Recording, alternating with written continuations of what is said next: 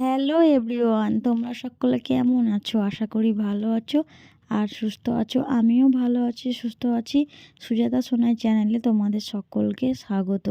বড়দেরকে আমার প্রণাম জানিয়ে আর ছোটদেরকে বুক ভরা ভালোবাসা জানিয়ে আজকের একটি নতুন ব্লগ শুরু করতে চলেছি। তো দেখতেই পাচ্ছ সবাই সাজুগুজু করে কিন্তু বেরিয়ে গেছি ট্রেনের উদ্দেশ্যে। তো দেখো এখন কিন্তু স্টেশনে আছি আর টিকিট কাটার জন্য ওই পাশে আমার বাবা আর ভাই চলে গেছে। তো আমরা যাচ্ছি কোথায় সেটা টাইটেল আর থাম্বনেল দেখে বুঝতে পেরেছো। এটা কিন্তু পিসি দিদা আর ওটা ভাইজি আমার মেয়ে। ওইদিকে আছে বড় বৌদি, বাবা, আমি, দিদি, ভাই, ভাইয়ের বউ, আমার জেঠুর ছেলে সকলে মিলে। তারপরে কিন্তু ট্রেন থেকে নেমে আমরা চলে এসেছি লঞ্চের কাছে, মানে ট্রেন থেকে আবার টোটোয় করে ঘাটে এসেছি, মায়াপুর ঘাট। তো ওখান থেকে লঞ্চে ওঠার জন্য টিকিট কেটে দেখো সবাই কিন্তু দাঁড়িয়ে আছি। তখন বাজে মোটামুটি সকাল 7টা। এই যে লঞ্চে দেখো সবাই বসে গেছি আর আমরা কিন্তু যাচ্ছি মায়াপুর। হ্যাঁ, তোমরা টাইটেল থাম্বনেল দেখে বুঝতে পেরেছো অবশ্যই। আমি কিন্তু আমার এই এতটা বয়সে ফার্স্ট টাইম যাচ্ছি। আর আমার বাবা মা, পিসি দিদা, ভাইয়ের বউ, দিদি সবাই কিন্তু ফার্স্ট টাইম যাচ্ছি। যাওয়ার মধ্যে আমার বৌদি আর দাদা আগে গেছিলো দুবার। তো তেলকটা পরে আমাকে কেমন লাগছে, সকলকে কেমন লাগছে অবশ্যই জানিও। তেলক পরার আমার ভীষণ শখ ছিল, তো সেই শখটা আজকে কিন্তু পূরণ হয়ে গেল। তো মায়াপুর এসে আমার জীবনের একটা বড় শখ পূরণ হয়েছে, আমি কপালে তিলক পরে ভিডিও করব। তো যাই হোক, তারপরে কিন্তু ঘাট পার হয়ে আমরা হাঁটছি। হেঁটে হেঁটে যেতে যেতে যেই মন্দিরগুলো সামনে পড়ছে ওগুলো কিন্তু আমি তোমাদের দেখাচ্ছি আর আমরাও দেখছিলাম। তো কেমন লাগছে আশা করি সকলেই প্রায় কম বেশি চলে এসেছো মায়াপুরে, কিন্তু আমার তো আসা হয়নি, তাই আমার প্রথমবার এক্সাইটেড লাগছে বা ভীষণই আমি আনন্দ পাচ্ছিলাম। তো যাই হোক, এখানে আসার ইচ্ছা ছিল, সেই ইচ্ছাটা পূরণ হয়ে গেল। তো এখন কিন্তু সকাল ওই 8টা, সাড়ে 8টা এরম টাইম।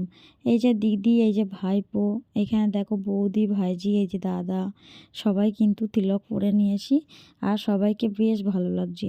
এবার বড় মন্দিরে ঢুকে এখানে কিন্তু খাওয়ার জন্য টোকেনটা নিয়ে নিচ্ছিলাম, মানে টিকিটটা কেটে নিচ্ছিলাম। আর এই যে নতুন মন্দিরটা হচ্ছে, পাশ থেকে তোমাদেরকে একটু দেখিয়ে দিলাম। আর খাওয়ার কুপনটা নিয়ে এবার আমরা কিন্তু ঢুকে গেছি ভিতর দিয়ে। তো এখান দিয়ে যেতে যেতে দেখলাম সকলে কিন্তু ভিডিও করছে, ফটো তুলছে। তো তোমরা তো জানোই আমি ভিডিওস করি, তো সেই জন্য আমি কিন্তু রিলস বানাবোই। আমি তো এসেছি যখন অনেক ছবি তুলবো, রিলস বানাবো, এইসবই করব। আর বাকিটা তোমাদের ব্লগে দেখাবো। আর এই বড় সাইনবোর্ডটা দেখে খুব ভালো লাগলো। আর এখানের পরিবেশ এতটা সুন্দর, চারিপাশের লোকজন এত ভালো, কি বলবো, আমার তো বেশ ভালো লেগেছে। ইচ্ছে করছিল থেকে যাই, বাট এখানে তো থাকা যাবে না। তারপর কিন্তু আমরা চলে এসেছিলাম এই জায়গাটায়। দেখো আমরা জুতোগুলো কিন্তু জমা দিয়ে দিয়েছি, সেটা তোমাদেরকে আর দেখানো হয়নি। দেখো সবাই খালি পায়ে। তো এখানে কিন্তু দেখো আমাদের বাড়ির লোকজনগুলো সবাই খালি পায়ে দাঁড়িয়ে রয়েছি লাইন দিয়ে, কারণ আমরা এখানে খিচুড়ি ভোগ দিচ্ছিল। আর এই কাঠবিড়ালিটা দেখো গাছের নিচে কেমন খেলা করছে, এত লোকজনের ভিড় তবুও কিন্তু কাঠবিড়ালিটা এখানে খেলা করছে, দেখতেও ভালো লাগছিল, তাই তোমাদেরকেও একটু দেখিয়ে নিলাম। তারপরে আমার মেয়েকে দেখো, আমার মেয়ে তো খুব আনন্দ পাচ্ছিল দেখে, বুঝলাম, বলছে আমি বাড়ি যাব না। তো যাই হোক, এখানে কিন্তু কোনো টাকা লাগেনি, এখানে জাস্ট লাইন দিয়ে সবাই দাঁড়িয়েছি। আর এই যে প্রভু পাতাগুলো দিচ্ছিল, পাতাতে খালি এখানে গিয়ে দাঁড়াচ্ছি আর উনি কিন্তু মাইকে অ্যানাউন্স করছিল দুবার কেউ নেবে না। তো যাই হোক, একটা জিনিস লক্ষ্য করলে আমার মেয়ে কিন্তু তোমাদেরকে হাই বলল। আর আমরা কিন্তু খিচুড়ি ভোগটা খেয়ে নিচ্ছিলাম। আর ভীষণ টেস্টি ছিল, আর গরম ঠান্ডার সময় বেশ ভালো লাগছিল। তো যাই হোক, আসার সময় চাও খেয়ে এসেছি। আর এই মাঠটা তো যারা এসেছো তারা জানোই, এত সুন্দর ভিউ এখানটায় ভিডিওস করলে কি বলবো। কিন্তু ক্যামেরা ধরার লোক অভাব ছিল, কারণ সবাই ফটো তুলতে ব্যস্ত ছিল, সবারই ফটোশ্যুট চলছিল। তারপরে একটু খাওয়া দাওয়া করার জন্য কিন্তু এই জায়গাটায় বসে নিয়েছি সবাই। আর এখানে দেখো মাছ দেখার জন্য লাল মাছ সবাই চলে এলো, আমিও কিন্তু দিদির পিছু পিছু চলে এলাম। তাও মাছগুলোকে দেখো কতটা সুন্দর লাগছে। আমি যতটা পেরেছি দেখিয়েছি, কেমন লাগছে তোমরা কিন্তু কমেন্টে জানিও। যাই হোক, বাড়ির থেকে আমরা কিন্তু খাবার দাবার বানিয়ে এনেছিলাম, সেগুলো এবার খেয়ে নেব। তো লুচি আর আলু ভাজা এনেছিলাম। তো খাওয়া দাওয়া করে নিয়েছি, সেটা আর দেখানো হয়নি।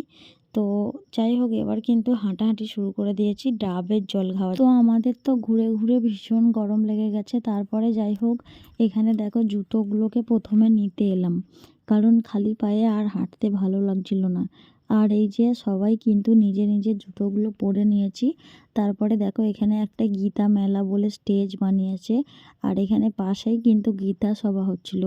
আর এখানটায় জাস্ট সিনারিগুলো দেখছিলাম, আমার ভালো লাগলো, তাই আমি একটু ক্যামেরা বন্দি করে নিলাম বা তোমাদেরকেও দেখিয়ে দিলাম।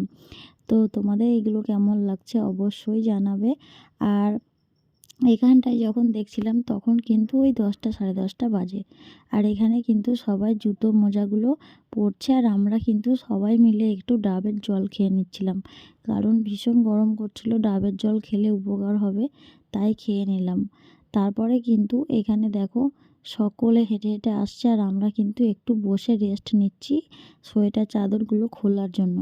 তারপর কিন্তু হাঁটতে হাঁটতে আমরা চলে এসেছি গোশালায়। তো গোশালায় এত মায়াপুর এসেছি, এত কাছে, গোশালা তো দেখবো না, সেই জন্য কিন্তু আমরা গোশালার দিকে হেঁটে এসেছিলাম।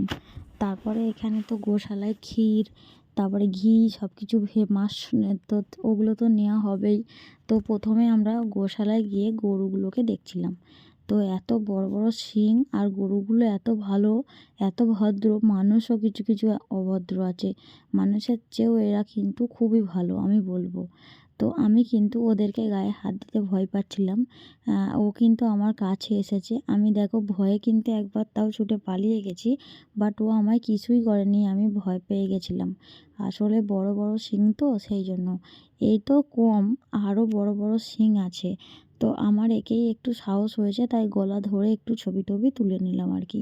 তারপরে দেখলাম 100 টাকায় 5টা এই যে লাড্ডুর মতো বানানো আছে, এগুলো নিয়ে কিন্তু গরুদের দান করা হচ্ছে।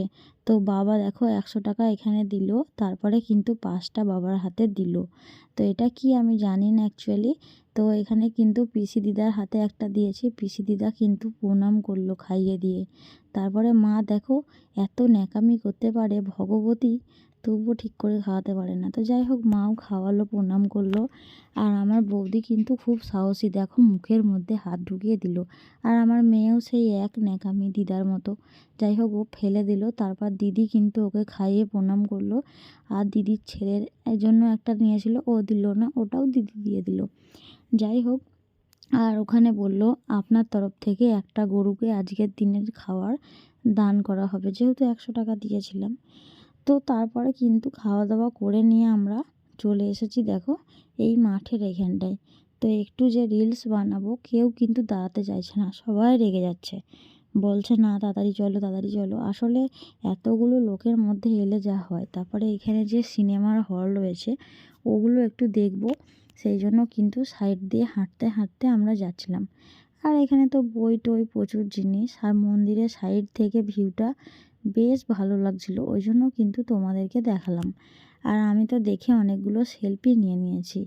তারপরে এই যে এখানটায় কি সুন্দর জায়গাটা, যদি একটা রিলস বানাতে পারতাম না। শুধু ভালো ভালো জায়গা দেখছি আর আফসোস করছি, কিন্তু কি করব, চারিদিকে এত লোকজন না, আর রিলস করা হয়নি। তো যাই হোক, মন্দিরটা সাইড থেকে দেখতে বেশ ভালো লাগছে, তোমাদেরকে ব্যাক ক্যামেরায় আমি ভালো করে দেখিয়ে দিচ্ছি, দেখে নাও। তো আমি মনে হয় যে যাইনি, কিন্তু আশা করি সকলেই চলে গেছিলে। তো যাই হোক, এই যে সাদা মন্দিরটা দেখছিলে, এই মন্দিরটায় এবার যাওয়ার জন্য বলছিল। তো আমার দাদা বলছিল যাবে না, তাই জুতোগুলো আর নতুন করে জমা দিতে হয়নি এই মন্দিরে যাওয়ার জন্য। তো আমার দাদার কাছে কিন্তু জুতো, ফোন ওগুলো জমা দিয়ে চলে গেছিলাম। আর তোমরা তো জানো অনেক জায়গাতে, বেশ কয়েকটা জায়গাতে ফোন অ্যালাউ ছিল না। তো সেই জন্য আমি যতটুকু পেরেছি ততটুকু দেখিয়েছি। তারপরে দেখো এখানে কিন্তু এই যে নাচানাচি চলছে, আমরা খাওয়ার জন্য কিন্তু চলে গেছিলাম 4 নম্বর গেট দিয়ে। তো যাই হোক, ভিতরে ঢুকেছি, দেখছি ভিতরটা খুবই সুন্দর। তো তারপরে দেখো আমরা লাইন দিয়েছি খাওয়ার জন্য, এত ভিড়, কয়েক হাজার মানুষের মাঝে লাইন। আর আমাদের তো মনে হয় 1000টা মানুষের পরে লাইন, আর এতটা পরিমাণে রোদ্দুর, সবাই ঘেমে গরমে একদম একসা হয়ে গেছি। তারপরে মোটামুটি এই যে ব্যারিকেডগুলো করা আছে পাইপ দিয়ে, তো এইগুলো 5টা পাইপ ঘুরপাক খাচ্ছি, মানে ঘুরে ঘুরে ঘুরে ঘুরে আসতে হবে। বেশ মজা লাগছে। তারপর তোমাদেরকেও একটু ক্যামেরার মধ্যে নিয়ে দেখালাম। তারপরে ওখানে হাত টাত ধুয়ে প্লেট আর ওপরে পাতা নিয়ে খাবার নিয়েছি। একটা সবজি, পাঁচমিশালি ঘ্যাঁট, পনিরের তরকারি, ডাল আর পায়েস, আর গ্লাসে করে জল দিয়েছিল, ওখান থেকে আনতে হবে, সেটা কিন্তু আমি আনতে গেছিলাম। তো সবাই একটা লাইনে বসে গেছি, সেই মজা এইখানে খাওয়া। আর দিদির ছেলে আলাদা পাতা নিয়েছে, মেয়ে নেয়নি। তো খাওয়া দাওয়া হয়ে গেছে মোটামুটি। খাওয়া দাওয়ার পরে জুতো টুতো পরতে হবে। আর এই যে দেখছি এখানে সবাই পাতাগুলো ফেলছে। আর আমাদের সবার থালাগুলো কিন্তু দিদি আর বৌদি নিয়ে এসেছিলো, দিয়ে পাতাগুলো ফেলে ধুয়ে রেখে দিয়েছিল। তারপরে কিন্তু আমরা জুতো টুতো পরে নিয়ে চলে এসেছি নিমাইয়ের, এটা কোথায় বলো তো, মাসি বাড়ি। হ্যাঁ, এখানেই নিমাইয়ের মাসির বাড়ি। আমরা কিন্তু হেঁটে হেঁটে এখানে কিন্তু চলে এসেছি। তো নিমাইয়ের মাসির বাড়িতে বেশ সুন্দর জায়গা। এখানে আমি কয়েকটা রিলস বানিয়েছি, তোমরা দেখতে পারবে। আর ফুলের বাগানটা এত সুন্দর, জাস্ট অসাম, কোনো কথা হবে না। আমার তো ইচ্ছে করছিল ভিতরে ঢুকে আমি নেচে আসি। তো যাই হোক, মেয়েকে এখানে কটা ছবি তুলে নিলাম, সেই জন্য কিন্তু মেয়ে উঠেছে। আর আমরা কিন্তু আমাদের জুতোগুলো একটা জায়গায় রেখে দিয়েছি খুলে, কিন্তু ওখানে ফোনটা জমা নেয়নি, ফোনটা অ্যালাউ ছিল। যাই হোক, এই পুকুরে বলছিল মাছ টাছ আছে নাকি, আমি আর নিচে যাইনি গো, কারণ আমি এখানে একটু রিলস বানাচ্ছিলাম। তারপরে কিন্তু ওখান থেকে আমরা দেখো এই জায়গাটায় চলে এসেছি।